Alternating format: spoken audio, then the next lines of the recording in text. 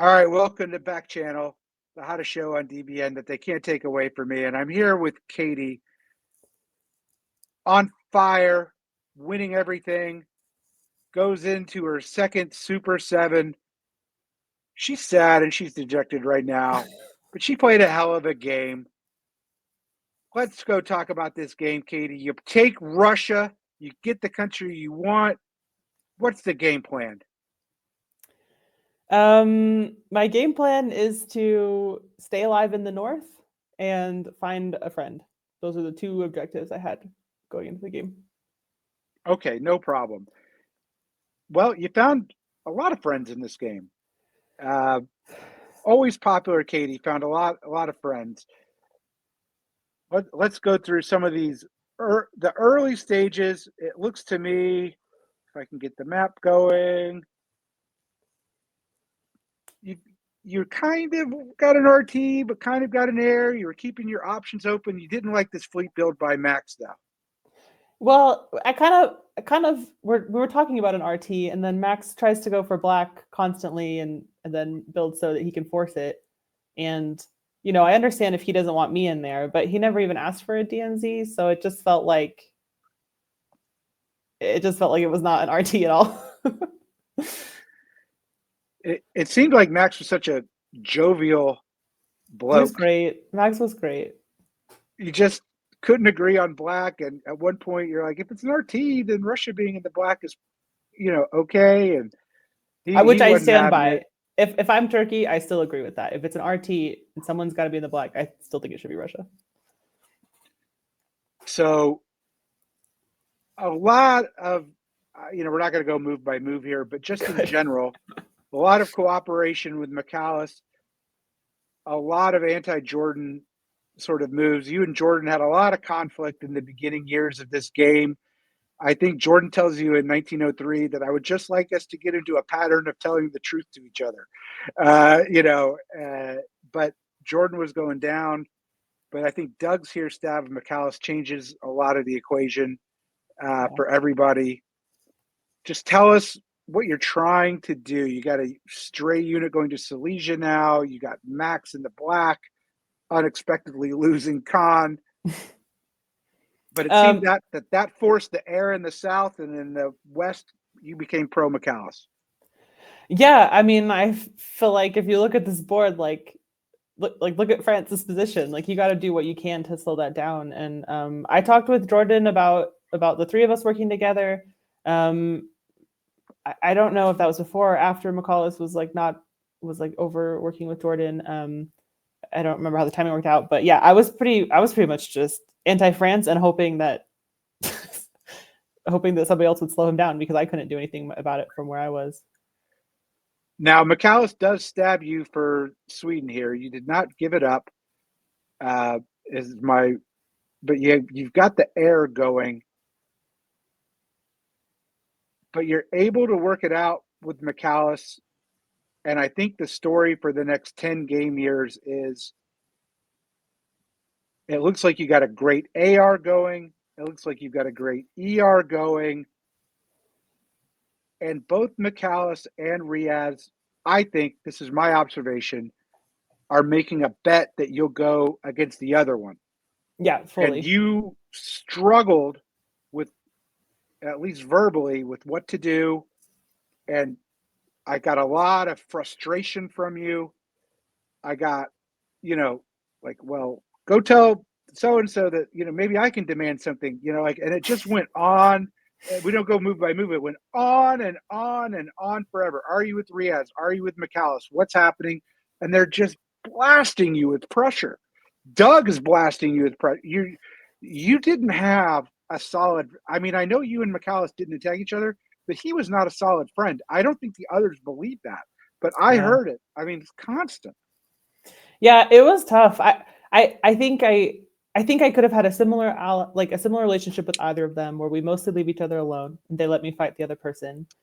At the time when I ended up choosing to fight Riaz, I thought that I was going to have Bradley's help against it. We were talking about a wintergreen a bunch, and I thought that would pan out.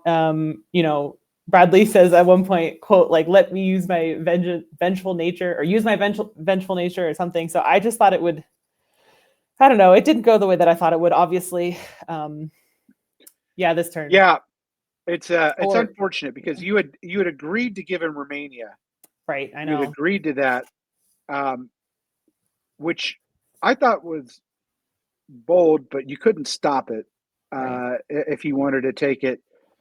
So you take Smyrna here. You're getting Munich, but this sets you and Riaz back for I don't know, 8 hours. Is probably the best way to put it. Where you're kind of playing patty cake with each other, kind of not. You're not susceptible to a stab from him, but it just goes on and on and on. Meanwhile, you feel, and I need not to defend yourself, but to explain. It was very clear listening that you didn't want a two-front war. You didn't feel you could attack McAllis and deal with Riaz at the same time, and you were trying to manage what you could do realistically. Yeah, I mean, I straight up told Doug that, Doug was trying to get me to attack McAllis for years, and I'm like, look, I threw my cards on the table. I was planning this wintergreen in the South. It didn't go very well, but like, how much can I really turn around and fight on two fronts? I mean, this is all like AI cooperation, right? Like, there's no. I don't think that, as much as Bradley was telling me that he was with me, I don't think he was ever really very anti-Riaz. Which is, totally fair. His prerogative. He's saying what he needs to say to get me to move the way he needs me to move. But it just wasn't what I had was banking on. I think like Fall this turn is a pivotal. This turn exactly. I thought this was when me and Riaz were getting the band back together. One might say, and he promised he wasn't cutting Silesia. So, okay. I think we just had. I did stab first, and then we just had too much distrust, and I don't know. Yeah. Well, this is very much a turn where this is really where McAllis sort of makes a move subtly, because you ask him for support of Munich. Yeah, I should have tell done him more. to tap Burgundy with Belgium. And he hesitated there and then came up with, well, I've got to take Burgundy to get rid of Doug. Yeah, I know. And you take it, and man, I'm not as good a player as you. I'm not soft selling it here, but I feel like I'm in that position a lot where I want to help someone, but I don't want to say, no, I absolutely need you to, tap Burgundy here if you're trying to help me to win. But this set you back so much in my mind, the loss of Munich, and it puts McAllis in a sort of driver's seat now against France and getting dots. Yeah, and especially in a position where he wasn't going to be helping me at all, right? Like, he's only growing, and I'm now dealing with this AI. Yeah. I should have. Yeah, I kind of forgot about that, but you're right. should have done more for Munich. It's a not an uncommon thing when you're cross-board allies like you and McAllis. You're not really supporting each other.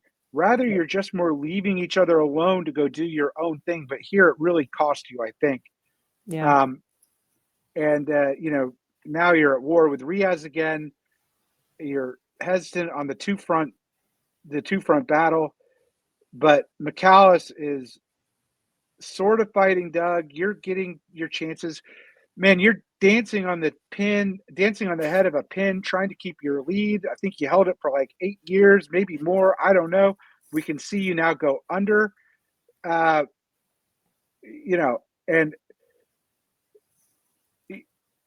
it is a struggle and a grind, but it's totally different than your first game in the Super 7, which was just a constant stabbiness with you in the West, with you, Nicola Taille, and Brandon. So, but it didn't seem like you were enjoying this game for 1 minute. I think I was. I mean, you do this to yourself when you pick Russia, but I think I was always stressed about something. In the early game, I was really stressed about the North. I didn't know which way to go.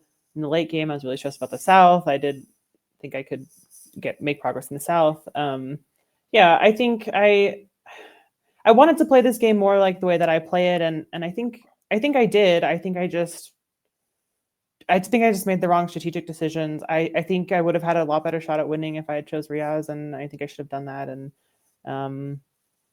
I don't know. I put too much. I don't want to blame everything on Bradley, but I can really not overestimate how much or overstate how much I was counting on the wintergreen for that to work out. And he ended up, he never stabbed Riaz, and I stabbed Riaz twice, even though the entire time I thought we were stabbing him together. And so he got Riaz's diplomatic vote in the end, which mattered a lot. Spring 1914 is pretty momentous because Bradley goes up 3 here. I don't think you even noticed it till halfway through the fall season, because people at this point weren't really talking tactics because of the precarious situation, but it was more vibing with each other. But little did you know, maybe you knew through messaging, but it wasn't obvious. McAllis is helping Bradley against Doug, and you're helping Bradley against Riaz. All of a sudden, he's up 3, and he's a player in this game, and now someone you have to deal with. Yeah, and I knew, yeah. like when I realized Bradley was up 3, I knew that was a problem. I went to Riaz and was like, "Hey, I'm not going to get in the way if you want to take back Trieste." Like, I made a mistake, and he was really upfront with me. He was like, "I'm not going to flip again." So I respect that a lot. And I think at that point I realized as soon as Bradley thinks he has a chance at the game, he is no longer caring about he's mad at Riaz. He's going to tell me he is, but he actually doesn't. He just wants to make progress. So yeah, that's how. So in the fall of this year, I knew that I was fighting both of them. I need to go into your mindset here. Okay. As Frank Sinatra said, regrets, I've had a few. Yeah.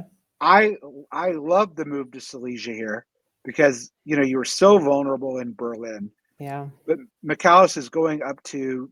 You've been around the block a million times. You have to suspect the turn is coming. But you're talking like your best friends, best allies, bestest buddies. And I don't know if he gets you to do this or you do this on your own, but he moves to Tyrol, you move to Bohemia, which ends up being horrible. It ends up being horrible. And the reason I agreed with this is because I at no point did I ever consider that Burgundy was going to Munich. I assumed that he was going to continue playing in France. I didn't ask him about it. That was completely my mistake. I didn't look at it. I just was like, yeah, go to Tyrolia. Like, we can do something in Austria, assuming that he was going to stay in Burgundy. And yeah, that was horrible. This was horrible. Really horrible. You're still sort of trying to work with him going into 1915. Yeah. But, obviously that, he's not supposed to go to Vienna here. I think you're supposed to take Vienna under this, and he makes the move in Scandinavia against you. And now, for the first time, God bless you, 11 hours into the game, you're playing on the back foot, a really bad back foot. I thought you were going to give Bradley life here. McAllis is telling Bradley, you could be second. That's a good result. And you told Bradley that he could win. Yeah. And Bradley there thought he had a chance because you told him that. He did have a chance. I was ready. I was like, look, if you let me build in St. Pete, I'll defend the North. And I was ready to do it. I think the more that I looked at the moves, the more I thought, I probably have a chance. Can you go to the fall of this year, actually? Because you don't disband Aegean. Right. You could have rebuilt in St. Petersburg. You knew that. Yeah, I could have. And so this time I knew that, so Bradley knew that I was taking Bulgaria. I semi-predicted this. I knew there was a good chance. I was hoping he would let me do it with Khan and that I would still have a shot. He saw it. That was not discussed. No, it was not discussed. And Bradley thought you were taking it from Aegean. Correct. Yeah. So I was like, I was mad at McAllis. I was like, I want to throw to Bradley to punish McAllis, but Bradley has been giving me nothing all game, and maybe I can do something here. And unfortunately, I should have just gone from Aegean. I think I should have just gone from a GN, but alas, I mean, what are you gonna do? I don't know. Bradley comes to you in spring of 1916, and he affirmatively asks you to help him win, and you are non-committal. Yeah, And he didn't hard sell you. You have to agree. no, He didn't try and mansplain it. He was just like, whatever you want to do. I sure would like it, but it's your call. I'll give you space. And I think, Katie, you have sometimes a hard time saying no. You wouldn't tell him no. You just kind of stalled him for 10 minutes. well, I was still trying to figure out if I could win. I was still trying to figure out if there were moves in the Balkans or in Austria that could get me to like make up for the fact that I knew I was losing St. Pete. I knew I was losing Sweden. And I didn't want to throw if I don't want to throw if I can win, right? Throwing is what you do when you can't win. So I think I was still just looking for something. But yeah, I don't know. Maybe if I like lie and tell him I'm gonna throw it, I can use that against him or something. But I think he's too smart for that, and I cannot be bothered to figure out two sets of moves, right? I cannot figure out a set of moves to tell Bradley and a set of moves to do myself. So all I can do is say, I don't know, Bradley, and think about myself. I don't know. Okay, so it turns out, second place is what ends up being the result in fall of 1916 at the end of a very long game. Yeah. I know you're disappointed because you're a champion. Thanks. Okay, you're a competitor and a champion. If only people could see the pressure you were under all game. If only they could see it like I did. You were really under the gun, trying not to fight on two fronts at once as Russia, trying to communicate with everyone, having everyone bitch and moan at you that you're not attacking McAllis or you're not attacking Riaz. Yeah. And you end up in second. I couldn't play Russia on a top board. Trust me, I've tried a number of times. So you've won as Russia on a top board. I'd like you to give, this is just me talking now, but I'm going to set it up. I know for a fact, because you told me, that you didn't play season 4 DBNI, even though you were a very high seed in there, because you don't like, in general, to play cutthroat the way you have to play, got to win the top board. I think you struggle with it. I think I struggle with it. I hate doing this. But will you play DBNI again? Tell people about the experience of this. I'm going to make you play DBNI again because we're better off with you. Yeah, I'll play again. I mean, it's not my favorite format. It stresses me out a lot, and I'm always anxious and regretful and thinking I've done the wrong thing or made the wrong decision. But I don't know. I mean, this was overall a pretty fun tournament. I had my first solo ever. It was a throw, but like I've never soloed in a live game. Only an open game on WebDip. That doesn't count. So like that was pretty cool. And I wouldn't say that this was a fun game for me. I was It was not sick. fun. You did not have fun. I felt sick the entire time. I ate 2 pieces of white bread toast today and I couldn't stomach anything else. But I don't know. I think it's good for me. Like it's good for me to have to work in these scenarios and try to this is actually one of those games where I think I will think about a long time and what I could have done differently. And I don't feel as disappointed as my first time on the DBNI top board, where I played not like I wanted to play. I think I played mostly like I wanted to play. I just think I could have made different decisions that I think would have worked out better for me. And I think I need to live with that for a while. Think about go in the corner and think about my actions. We're going to put you in a timeout. Yeah. You have to take 30 days off and come to Worlds in San Francisco, where I'm positive you will be on whatever their format is that I don't understand for winning. But God bless you, Katie. The diplomacy hobby is better with you. Sorry it didn't work out, but you acquitted yourself well like the champion you are. Thanks, Ed.